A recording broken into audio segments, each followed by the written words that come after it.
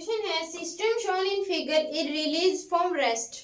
Friction is absent and string is massless in time t equal to 2 second, take g equal to 10 metre पर second square, find out work done by gravity on 3 kg block, work done by gravity on 1 kg block, work done by string on 3 kg block and work done by string on 1 kg block. Work done by gravity and string हमें निकालना है दोनों blocks पे। तो सबसे पहले अगर हम एक्सेलरेशन निकाले नीचे की तरफ mg यानी कि 313 न्यूटन लगेगा, इसमें कितना लगेगा 10 न्यूटन। ओवरऑल फोर्स इधर हो गया हमारे पास 20 न्यूटन। तो एक्सेलरेशन क्या आ जाएगा हमारे पास फोर्स बाय मास, तो एफ नेट कितना है 20 डिवाइड बाय में मास कितना है हमारे पास 4,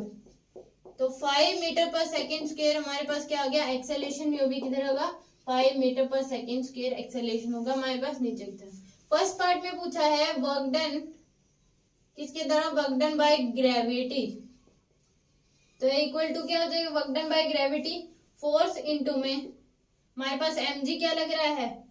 फोर्स mg नीचे की तरफ लग रहा है और हमारे पास इसकी डिस्प्लेसमेंट भी नीचे की तरफ हो रही है क्योंकि एक्सेलरेशन नीचे की तरफ, तो इनटू में d आ जाएगा। पहले हम क्या निकालेंगे डिस्टेंस निकालेंगे, तो कितनी ये नीचे डिस्टेंस कितनी होगी, तो s equal to ut plus half at square, इन रेस्ट में जीरो देगा, s equal to half into a into time 2 का स्क्वायर, तो s इक्वल टू क्या आ गया हमारे पास 10 मीटर, यानी कि डिस्प्लेस करेगा 10 मीटर क्योंकि एक्सेलरेशन नीचे की तरफ है। तो वर्क डन है 30 इंटू में डिस्टेंस क्या होगी 10, तो 300 न्यूटन होगा work done by gravity on 3 kg block. अब सेकंड में work done by gravity on 1 kg block क्या हो जाएगा हमारे पास, इसकी हमारे पास डिस्प्लेसमेंट ऊपर की तरफ हो रही है 10 मीटर और इसमें mg क्या लग रहा है नीचे की तरफ, तो इनमें क्या आ जाएगा -10 इंटू 10 यानी कि -100 जूल हमारे पास क्या होगा work done by gravity on 1 kg। Third part में निकालना है work done by string, 3 kg पे वर्क डन बाय स्ट्रिंग निकालेंगे। ऊपर की तरफ क्या आ रही है टेंशन, नीचे लग रहा है mg, तो इसकी ब्लॉक बनाएंगे, ऊपर की तरफ टेंशन है नीचे mg लग रहा है 30 न्यूटन और एक्सेलरेशन भी इफेक्ट बनाए नीचे की तरफ है 5 मीटर पर सेकेंड स्क्वायर। हमारे पास क्या आ गया 30 माइनस टी इक्वल टू क्या हो जाएगा 15, तो 30 माइनस 15 इक्वल टू क्या आ गया टी, तो 15 न्यूटन यानी कि work done by string on 3 kg कितना होगा हमारे पास 15 न्यूटन। और work done by fourth part में अगर निकाले work done by string on 1 kg, तो इनमें हमारे पास ऊपर की इसमें टेंशन नीचे क्या हो रहा है हमारे पास 10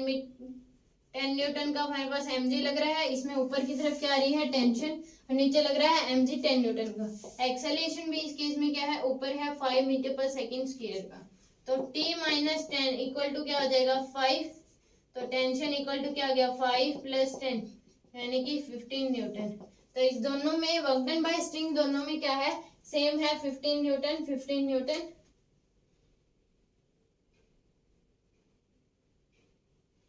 ओ सॉरी ये तो हमारे पास फोर्स निकला है, इस केस में फोर्स निकला है तो वर्क डन कितना हो जाएगा फोर्स इनटू डिस्प्लेसमेंट, क्योंकि जितनी टेंशन आएगी उतना ही फोर्स होगा, तो फोर्स है हमारे पास 15 इंटू डिस्प्लेसमेंट हुई है 10, तो ये कितना आ गया 150 जूल हमारे पास क्या आ गया वर्क डन आ गया। इस केस में निकाले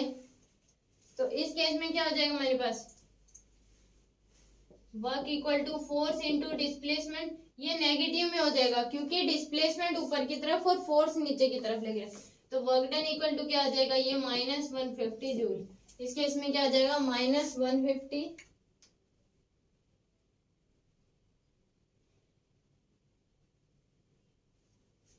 और इस केस में नेगेटिव आएगा क्योंकि इसमें क्या हो रहा है टेंशन ऊपर लग रही है डिस्प्लेसमेंट नीचे हो रही है, तो इस केस में माइनस आ जाएगा और इसमें सेम ही होगा क्योंकि दोनों में टेंशन भी हमारे पास फोर्स भी ऊपर की तरफ आया डिस्प्लेसमेंट भी ऊपर की तरफ, तो 1 kg में हमारे पास 150 पॉजिटिव आएगा और 3 kg में नेगेटिव आएगा क्योंकि फोर्स क्या लग रहा है टेंशन ऊपर की तरफ आ रही है, स्ट्रिंग की केस है तो टेंशन ही फोर्स होता है, तो टेंशन ऊपर की तरफ आ रहा है और डिस्प्लेसमेंट नीचे की तरफ, तो इस केस में -150 आ जाएगा और 1 kg में 150 joule. This is the question.